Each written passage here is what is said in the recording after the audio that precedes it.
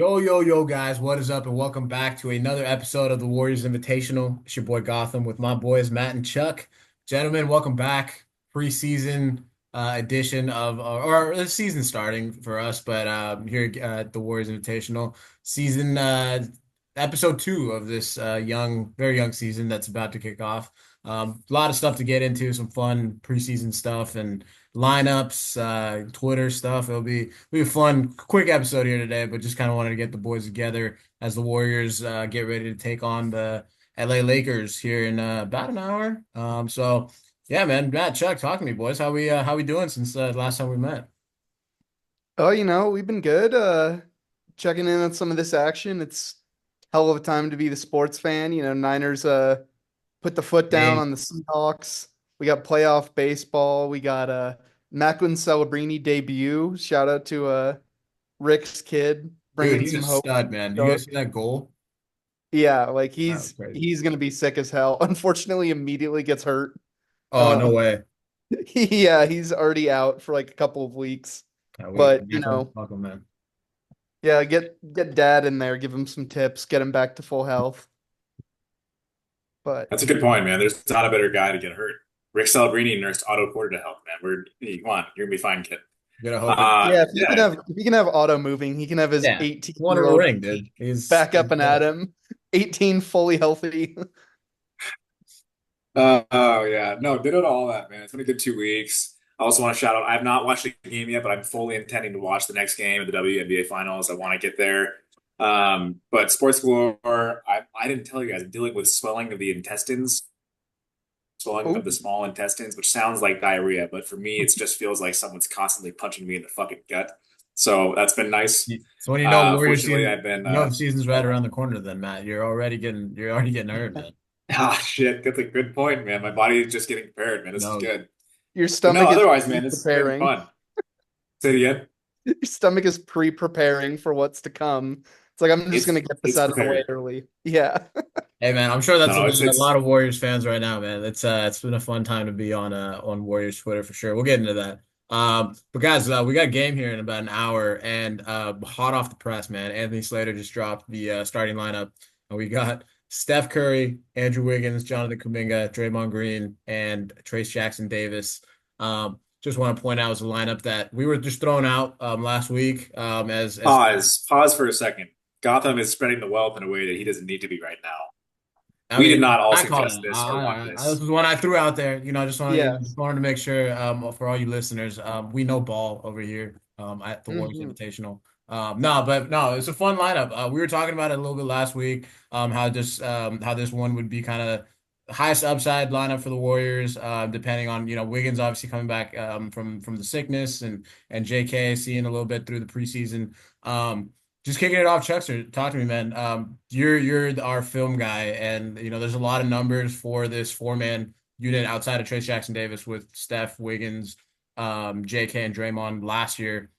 I want to say they were the highest plus minus, and I think net rating or something. There's a couple stats floating around, but it's definitely a combination of all the best Warrior players in terms of Steph, Wiggins, JK, and Draymond, and those guys kind of feel like the top four that really need to hit on this team for there to be a lot of success this season. So to see him in a starting lineup, talk to me, man. What's your reaction? And just walk us through what to expect with this kind of this five-man unit. Yeah, I'm glad that this is actually happening so we get to talk a little deeper about this lineup because it's so funky. Like it's so weird and fun that this is actually happening. I'm trying to find the stats for this lineup, but I think a lot of it is there are a few things that has to happen for this lineup to work, in my opinion. Um, One, Andrew Wiggins has to take a ton of threes. Like three to the dome, Andrew. Do not pass up these shots. Do not pump fake into mid-range shots. Like even when they're good, like just get those threes up, man, at all costs. That definitely needs to happen. And you need Jonathan Kuminga to provide a good amount of rim pressure with this lineup. Like we've seen The pull-up three's working, the mid-range is good this preseason, but he really needs to generate that rim pressure because it can't just be, well, Steph gets to the rim, and then we have two non-shooting bigs. We have a three that can't drive and a two that can't drive. That's a rough equation. So you need to see a lot of that. And I think on the defensive end too, Draymond gets to be active all over the place when he's got a guy like Trace behind him. Jonathan Kuminga and Andrew Wiggins, like keep your guys in front of you, let Draymond roam around and cause problems, do all the containment you need. And I'm most excited to see how this lineup defends because it's got potential to be crazy. It's I'm so excited for this game. It's just preseason, and I'm like, oh, this one I mean, lineup has it's right around the really corner, pulled me man. in. Matt, what do you? Matt, what you got? Yeah, I don't really have a lot more to add. This is like their highest upside group in my opinion. Like they have Gotham, you said it right, their best players on the court. At least again, if everybody does what they're supposed to do and does what they do best, well, this is their best group. Like if we get Wiggs from 1.5 years ago, not even last year. If Wiggins from last year shows up, it's fucking curtains all the way around, right? But no, this is like if he's shooting threes 38, 39% again, if JK is attacking the rim, like Chuck said, but also like Kuminga's got to shoot well in this group too. This is not a 1.5 or two shooter kind of lineup. This is a lineup where you need to have three guys who are consistently hitting because it'll be 20 games into the season before teams start actually playing the Warriors like Wiggins is a shooter or like Kuminga is a shooter, and that's if they start hitting for the first 20 games, right? So in the meantime, if this is a lineup they roll with, those guys need to hit. Um, I don't need to echo anything Chuck said about Draymond and TJD. Love that duo. Um, I don't know if we're getting into it now, but it's starting to feel more and more like that's what Kerr's going to roll with as far as the 4 or 5 goes, which kind of means the lineup we see tonight has a decent shot of being what we see in opening night, but it also means that the kind of conundrum we talked about last week with JK being on the bench is a real possibility. So I'm looking forward to seeing it. Steph, Wiggins, and JK all have to be shooting the three ball really well in this group, but it's their biggest group. It's their most athletic group by a mile. So yeah, looking forward to seeing it. Yeah, I think that's the biggest part of this lineup is just the athleticism. Obviously, everything out of Wiggins from like just what the coaching staff's been saying, it's been looking great. Hopefully you can translate that. And yeah, I think JK as a shooter is definitely something that makes this lineup way more feasible. Especially if he can, like you said, Chuck, if he's able to drive, get to the rim. I think Trace, just being a lob threat too, like this is going to open up a lot more stuff with Draymond in that short role. Like it's gonna be this lineup has a chance to, really get out and run, hit a lot of threes, but also, like you said, Matt, be athletic on the defensive end. You already got Trace in there who's shown this in the preseason so far that he's gonna be able to change a lot of these shots and he's getting a lot of decent blocks in there as well. And I just think, yeah, like at the end of the day, you want to see your best players out there, and this is that lineup. If it looks great, and even if it looks like it has potential, I think this is, like you said, the highest upside lineup, Matt. So definitely exciting. And definitely why you want the preseason to work this out. You still have another game after this. You play the Blazers coming Monday, so or whatever Wednesday it is. So yeah, I think if this is time to test out all the combos, and we've seen Steve Kerr mix and match all this stuff going up past All-Star break, going back to last year. So like nothing's set in stone with this team until we kind of see something that works, which I think this lineup has that chance to kind of give you a solid everyday 5-man unit that you can throw out there to start a game. And Gotham, I know you like this group. Chuck, I want to know, do you like this group? so I was trying to find the right lineup stats that would back up kind of the idea behind this. And so last year, the closest approximation was when they had Steph, Klay, Wiggs, Draymond, and TJD. That lineup played together for 153 possessions. They had a plus 29.2 net rating, and that is being carried by a defensive points per 100 of 89.7. So Yeah.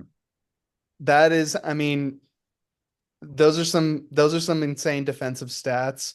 And I think when you level Wiggins up to the two, you bring in Kuminga, you become a little more dynamic defensively because Kuminga doesn't have nearly the level of experience or discipline that Klay had defensively, but it has a lot of potential with the athleticism he brings. Klay was a lot of good things defensively last year, but he doesn't have the kind of speed.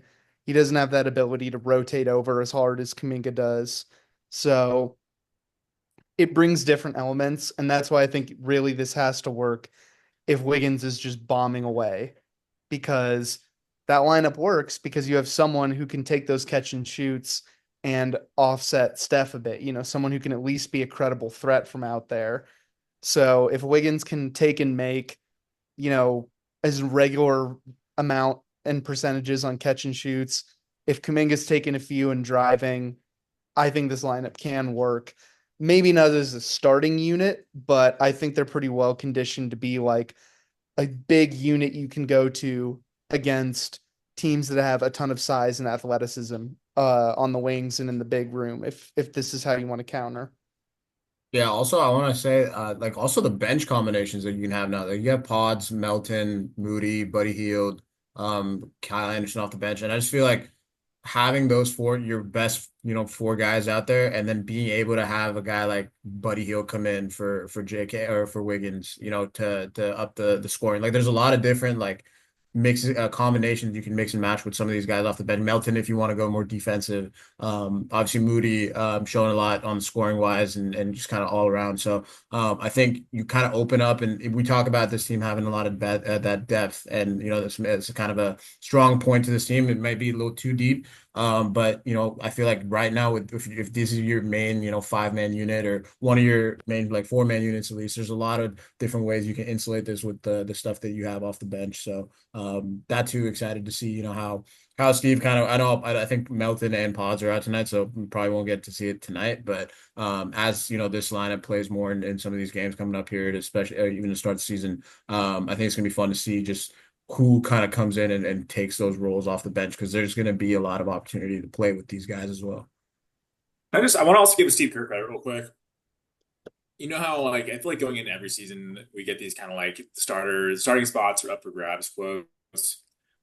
I mean, if the preseason's any indication, I think he's actually being for real this time. And I really have no clue what's going to happen next Wednesday, as of right now. And if tonight, this group flourishes, then that might be your answer. But props to Kerr for going through, all the necessary protocol to figure out what's going to be best. This team got them to your point, right? They have a million options, right? And I also think with this 5-man group, just to add a little more onto what you said, this does open up more minutes for everybody else too.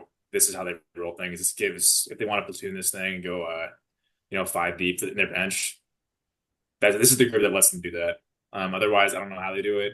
We'll get more into that in a minute, but yeah, just wanted to give our guy Steve some props because I know And I'm like not really getting much more. this is a big season for Steve Kerr. Like obviously nothing from like a legacy type of thing. Like Steve Kerr stamped in that sense. Like it's really just like it's been 2 years back to back. It feels like especially last year, teams started figuring the Warriors out. In terms of, and that goes a combination of the age of the roster and your stars getting older. But I think from a coaching style standpoint as well, I think Steve was the first one to say it that they got to switch stuff up on offense and defense. And so I like the hires that they made: Jay Stackhouse, Terry Stotts. And it feels like, this team is getting out and running a lot defensively. They look good. So kind of just, I guess, kind of segueing to our next like just topic in terms of just the preseason at large. Obviously, the Warriors undefeated right now, 4-0.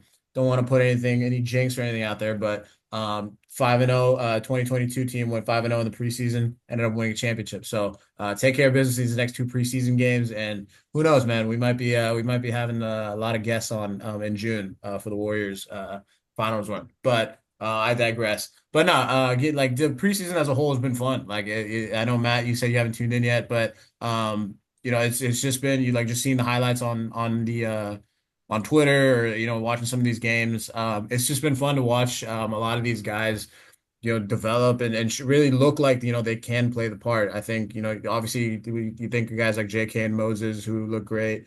Pods look good, TJD, but a guy like Lindy Waters, man, that comes in and he's just an absolute sniper.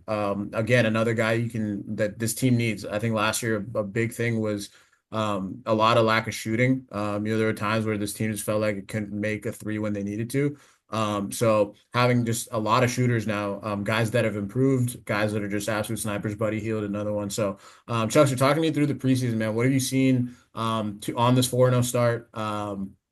what is there something kind of a different look to this team, and especially on the defensive end, I feel like is where where's the focus has been for like where this team has to improve to begin the year.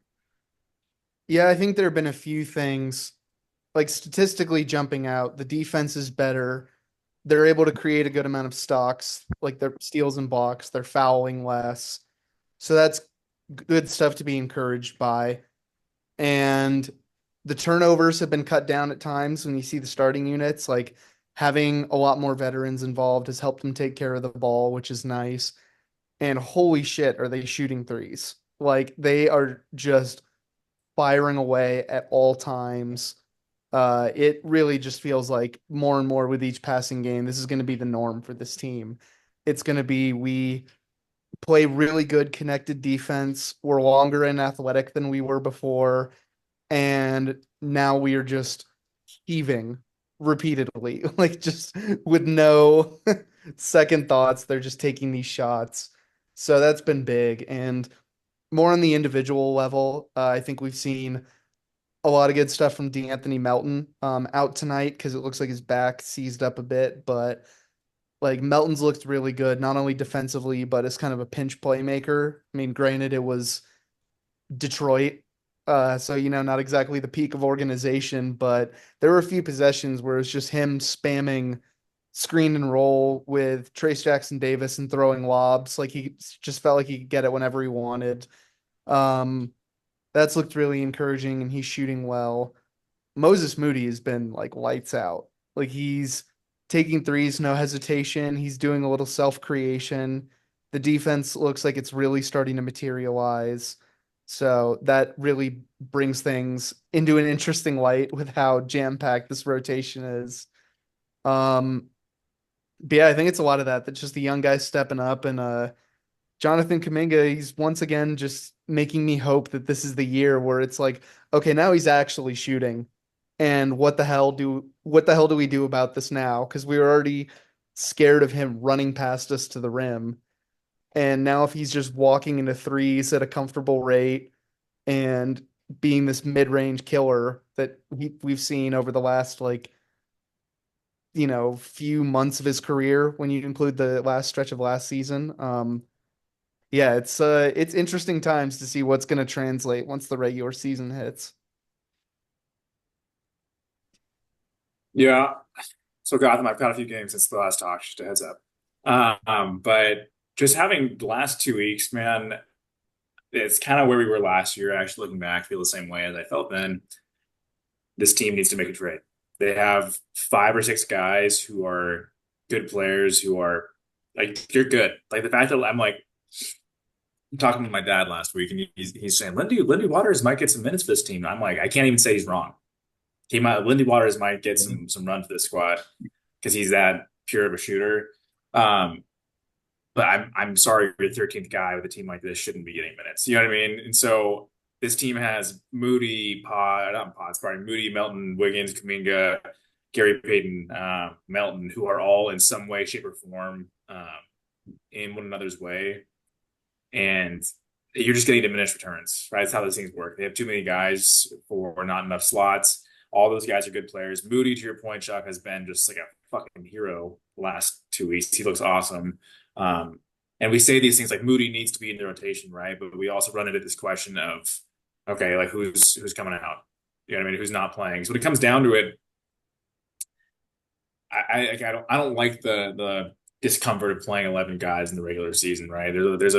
There's a time for that, I think, and it's with a guy like Steph and a guy like Draymond. There are 2 guys on the back end of the rotation who will get their minutes here and there throughout the season, but we have a good idea of what inconsistency looks like and the negative effects that it has on a team, given the last 2 years of the squad.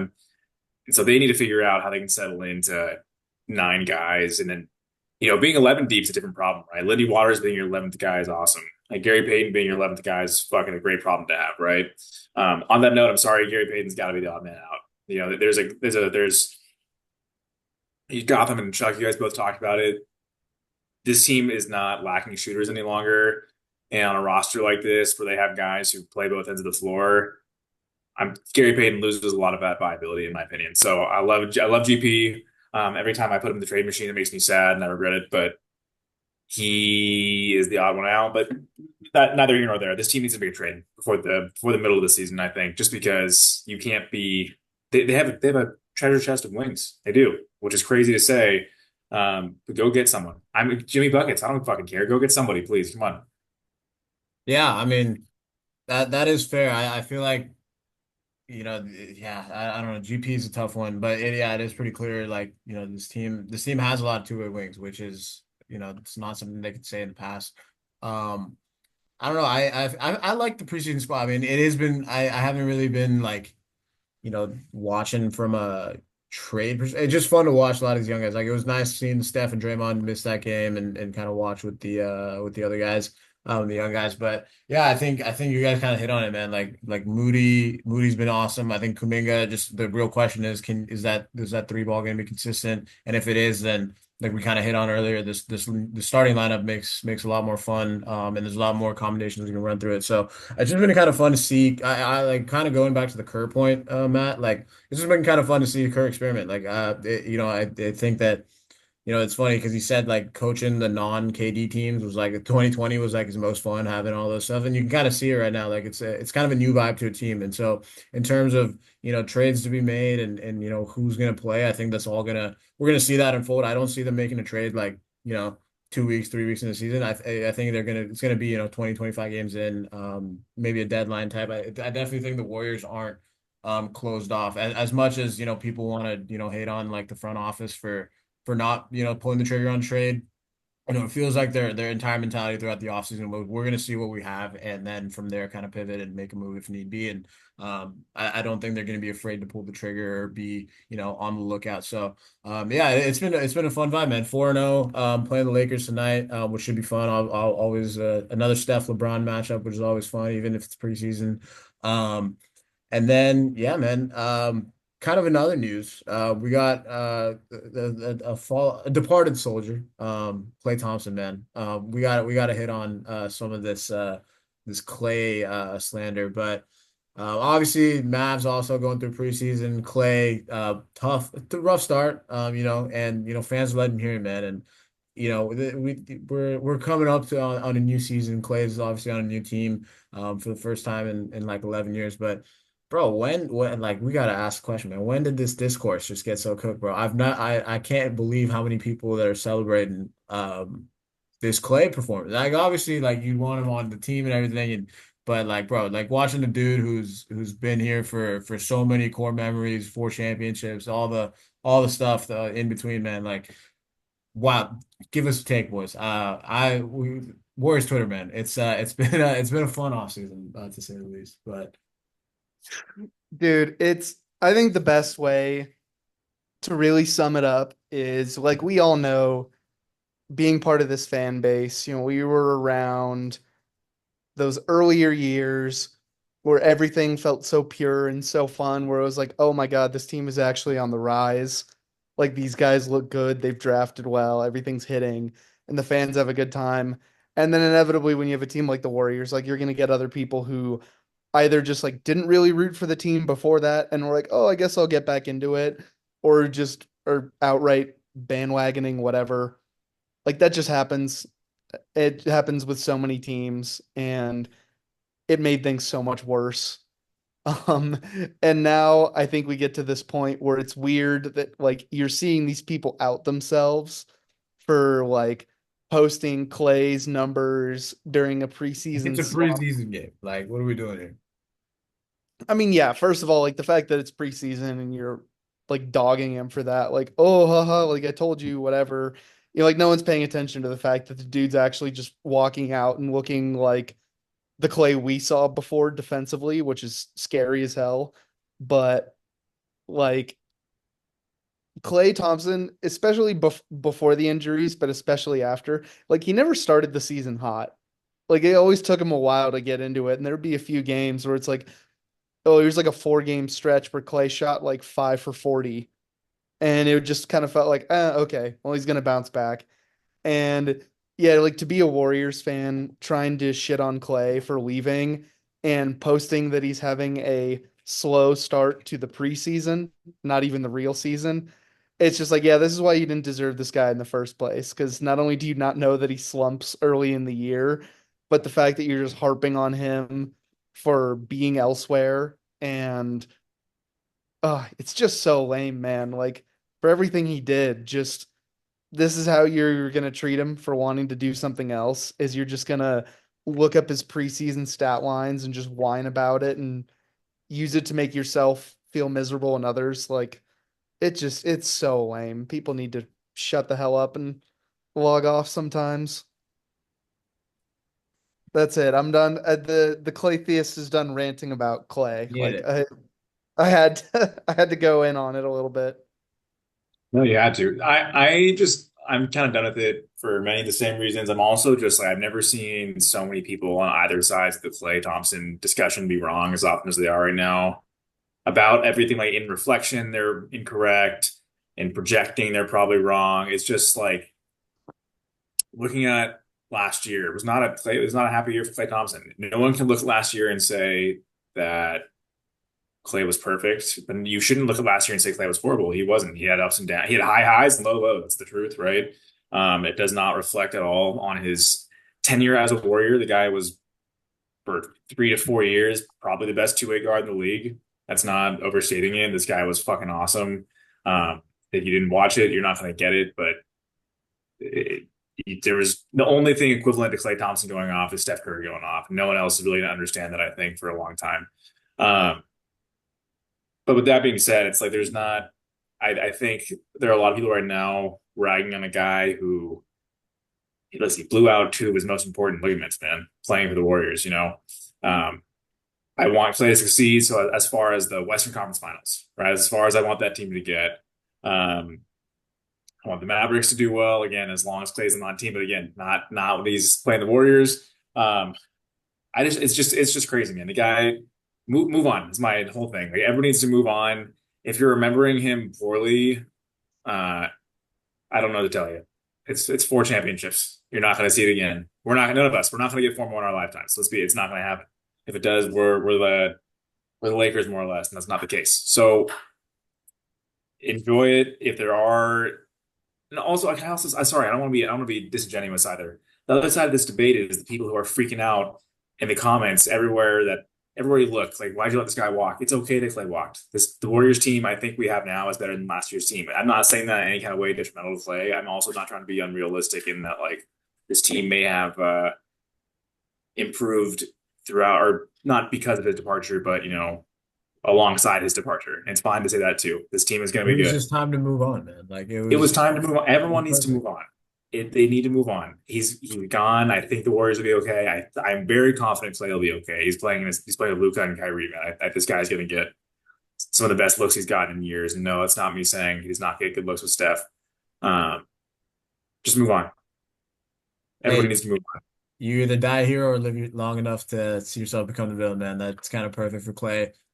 He's stamped, bro. Like, there's nothing you can ever say about Clay Thompson to genuine Warriors fans. Like you said, Chuck, Matt, like just the memories. Like, you're never gonna see those again. And like, he's 13 years, man. Like, a lot of us saw him grow. Like, we grew up with this team. Like, it's time to grow up, guys. Like, the hilarious part is just like it's preseason, bro. Like, we're not even like at the real games. Like, it's obviously, that just goes into the whole, social media, Twitter, the conversations. There's always, just shit that goes along. But it's like, I'm sure like the vast majority of Warriors fans aren't like this, or I hope. But it's like, come on, bro. There's got to be better ways to farm engagement, and instead of shitting on a guy who's a franchise legend, and like he's gonna be in the rafters, gonna have that statue, and like we're gonna look back and watch that 60 point barrage, or like that 37 points in a quarter, with just not thinking about the end of how like Clay leaving. It's gonna be like, dude, that was sick. Like, what a time. Like, so.